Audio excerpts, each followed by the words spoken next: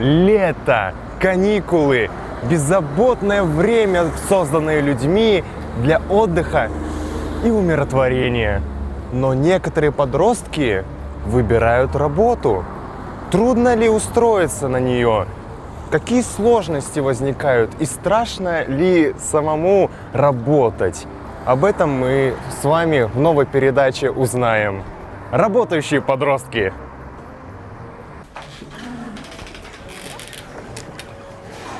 Привет. Привет. Это Алина, она работает в фудкорте Академия. Приходите сюда. А теперь мы возьмем у тебя интервью. Пройдем.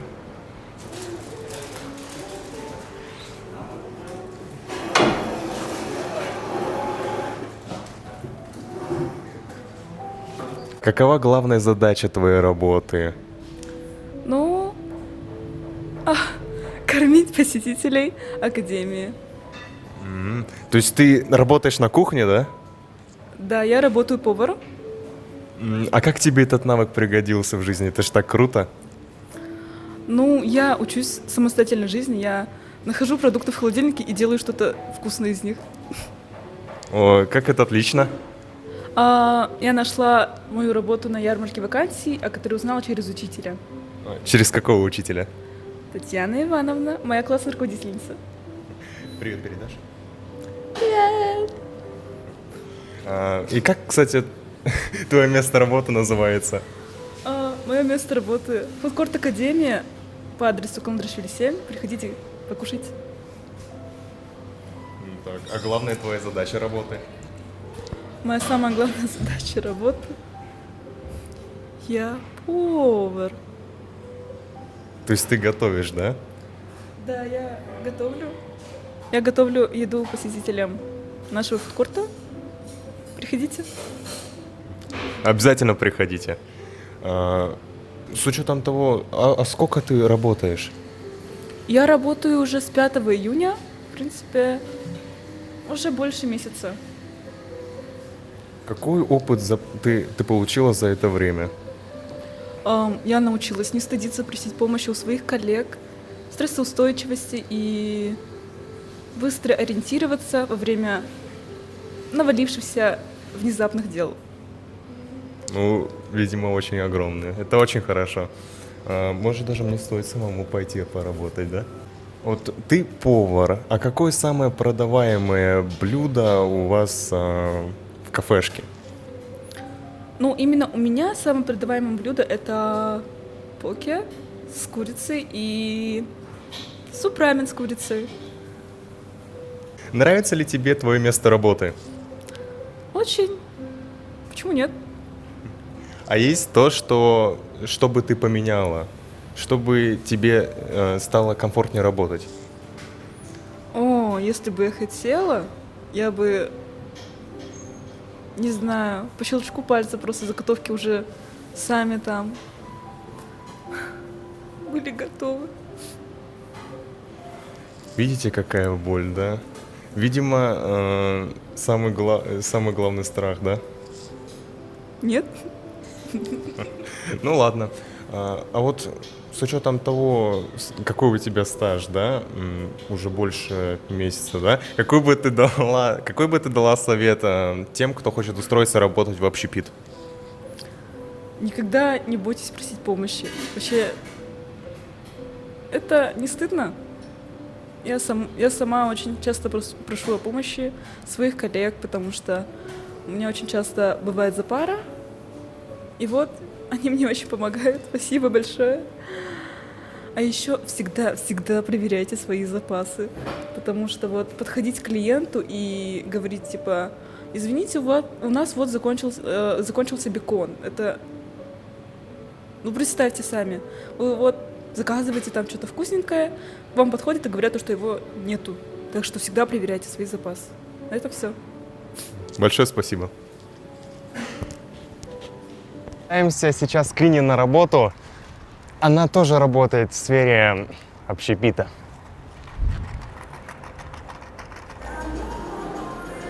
Направляемся, да?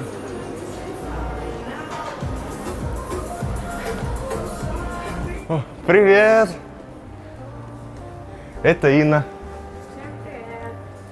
Здесь столько разных забегаловок, когда я проходил. А вот как твоя называется? Кофуко. А основная задача твоей работы состоит в чем? У меня работа называется консультант. Я помогаю людям подобрать и подходящий рамен, добавки, и помогаю им там, по приготовлению, при оплате. И весь процесс я тоже контролирую, чтобы у них не подгорела лапша. Ну, то есть ты в этом уже профессионал, да? Ну, Сколько работаешь-то?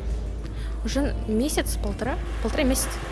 О, ну да, согласен, очень внушительный стаж. Как быстро вы собираете заказ? Повторюсь, у нас самообслуживание. Люди приходят, сами там, выбирают лапшу и готовят сами. И поэтому от них зависит, сколько минут они будут готовить рамен. Ну, больше 5 минут не бывало. Ну вот, видите, быстрая еда, поэтому обязательно приходите сюда. Нравится ли тебе твоя работа? Да, мне очень нравится тут работать. Ну, тут атмосферно, и тут вообще весь третий такой родной вообще. С каким ощущением это ассоциируется? Ностальгия, вот прям вообще вайб. Ну, это классно, это классно. А вот какой бы ты дала совет для заключения всем тем, кто хочет устроиться работать в общепит? Так, ну, это, наверное, уже общение с людьми, вот прям хорошее общение. Так, нервы надо очень беречь, потому что бывает, есть люди, которые жестко нервы там дергают. Все, вот так, очень легко на моей работе. Ничего такого не было никогда сложного. Хорошо, большое спасибо за интервью. Мы в лагере имени Каландрашвили. И наш новый гость. Представься. Всем привет, меня зовут Фоменко Николай, и я состою в педагогическом отряде штурманного детства лагеря имени Каландрашвили. Это классно. Как ты узнал о своей будущей работе? То есть через кого или откуда? Ну, прежде всего, вообще у меня учительница по русскому и литературе Васильева Иннокентьевна, она является директором данного лагеря. А в 2019 году я сам был отдыхающим в данном лагере, и меня очень заинтересовало вообще это место, вот эта вот работа вожатого. И в том же 2019 году, во время осенних сборов, Иннокентьевна предложила мне работу, быть таким помощником вожатого, и я, конечно же, согласился, и вот до сих пор я здесь. Очень хорошо, спасибо. Какой у тебя стаж работы? Я наслышан о том, что ты как минимум с 2019 года вожатый, или позже, раньше? Ну, скорее всего, да, в 2019 году я начинал как помощник вожатого, соответственно, но и дальше уже продвигался, вот сейчас я в роли вожатого.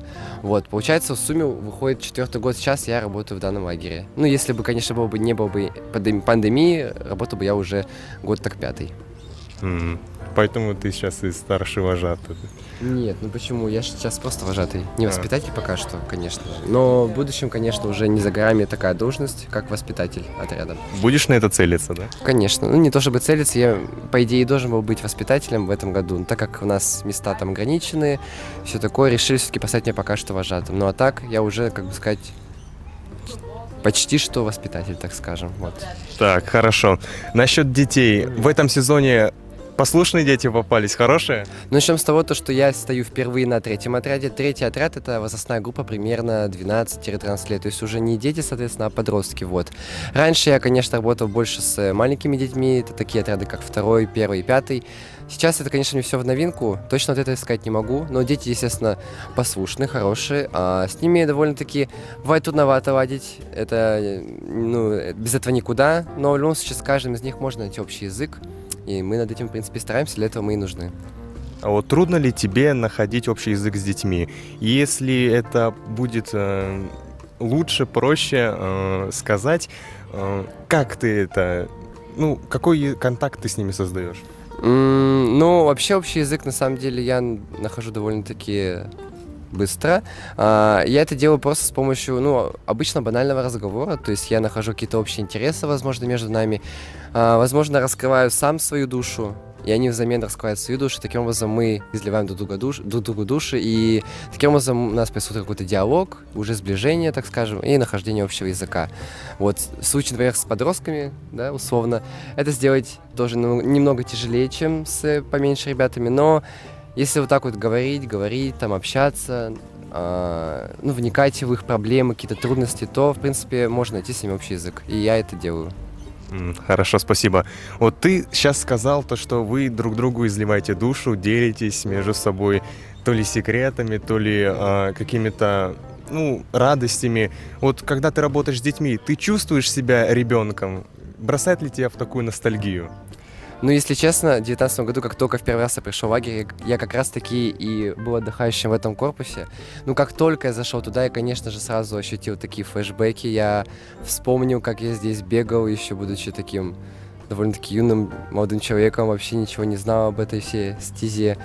Но потом уже на второй день сразу же я вник в работу, и мне стало глубоко, если честно, все равно на то, что я был ребенком здесь, потому что, прежде всего, это работа, как-никак. Но временами, конечно, когда смотришь на детей, которые бегают, там, например, играют в волейбол, проводят совместное время, все равно вспоминаешь, конечно, свои времена, и как было тебе весело, тебе интересно. И ты невольно сам хочешь тоже ощутить такое же с ними. Вот. Такое бывает, конечно, да, но не всегда. И не надо поддаваться этому чувству слишком сильно, так как все-таки ты вожатый, и это все-таки твоя работа. Вот. Очень мудро, спасибо. Какие-нибудь есть, пожелания людям, которые хотят устроиться работать вожатыми? То есть поделись опытом с ними. Ну, вообще, работа вожатого не каждому посильна. Это работа, которая требует очень долгой подготовки и, соответственно, крепкого стержня. У каждого человека, который должен быть вожатым, должны быть такие качества, как, соответственно, ответственность, организованность, стойкость характера. И не каждый, конечно же, не каждый может стать вожатым, но если вы этого и вправду захотите, то прежде всего начните с себя. Большое спасибо за интервью. Спасибо большое. А какой у тебя стаж работы? Я работаю здесь с 2019 года, получается, уже 4-й год идет. Хорошо. В этом сезоне тебе дети послушные попались в группе? Ой, конечно, отличные дети, 4-й отряд, черепашки-ниндзя, я всех люблю. Все отряды вообще прекрасные, все дети прекрасные. Хорошо, спасибо. Когда вот ты работаешь с детьми, у тебя не возникает чувство ностальгии, мол, вот они веселятся, я их направляю на какие-то различные пути. То есть у тебя нет такого желания с ними вместе веселиться, вот как в ранние годы? Ну, я считаю то, что каждый вожатый в душе ребенок, несмотря на то, что мы наводим, напутствуем детей на верный путь и так далее. Но каждый из нас в душе ребенок все-таки. Мы с ними играем, веселимся, мы на одной волне, я думаю. Хорошо. Нравится тебе работа? Ой, конечно, я обожаю. Каждый год приезжаю, каждый год ребята меняются, но есть те, которые из года в год приезжают. Это очень сильно радует. Хорошо. Какой бы ты дала совет для начинающих вожатых? Раскрывайтесь, общайтесь с детьми. Это очень помогает для работы. Будьте ближе к ним, понимайте их, общайтесь. Главное, нужно общаться. А вот еще скажи, какие навыки ты улучшила, какие навыки тебе пригодились в работе с детьми? Я стала открытой, я стала больше общаться с людьми, мне стало легче находить общий язык с ними. Я веселюсь каждый день с ребятами, могу позлиться, но веселюсь в основном. Хорошо, большое спасибо. Ну а теперь мы находимся в Ганзе. Спасибо, Дима. И здесь работает Вика. Привет. Всем привет, меня зовут Петрова Виктория. Расскажи о своей работе. Как ты о ней узнала? Ты работаешь кассиром в Ганзе, так? Да, это верно. Я узнала о ней благодаря своим друзьям, которые тоже тут работали. Ну, у меня появилось желание, во-первых, это заработать денег, во-вторых, это уже есть некий опыт. Вот, да и все. А как опыт пришел? Ну, он как бы приходит со временем. Первый день, конечно, бывает трудно, даже первую неделю, я бы сказала. А затем уже с каждым днем легче, ты разбираешься в аппарате и так далее. Хорошо, спасибо.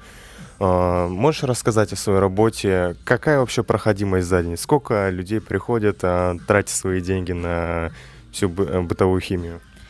Ну, в среднем людей около 130 человек. Вот, особенно в скидочные дни, бывает и больше. Какая у тебя работа мечты? Работа мечты, на самом деле, я еще не определилась, но у меня есть две цели. Это либо быть адвокатом, либо же пойти на театральное. Это либо Щукино, либо в ДНХ, или МХАТ. Вот, поэтому я стремлюсь к этому, я буду стараться, стремиться, чтобы все у меня получилось и было хорошо. Хорошо, пожелаю хорошего результата. Спасибо. Ну, а теперь для тех, кто хочет работать, можешь ответить на вопрос, какой бы ты совет дала для тех, кто хочет устроиться работать? Вот неважно, летом или зимой, ну, то есть на каникулах или вообще даже в процессе учебы. Расскажи. Так, скорее всего, это не сидеть на одном месте, обязательно искать, смотреть объявления, регистрироваться на разных сайтах. Есть сейчас очень много возможностей, есть сейчас очень много профессий, даже могут делать, с 15, с 14 лет, конечно, не на весь день, но все же. Узнавать у друзей, которые работают, может быть, им тоже нужны помощники, потому что благодаря тому, что я узнавала у друзей, как раз-таки я и работаю тут, поэтому никогда не сдавайтесь, идите вперед, идите к своей цели, и, конечно, все получится. Конечно, у вас все получится. На этом интервью заканчивается. Спасибо большое.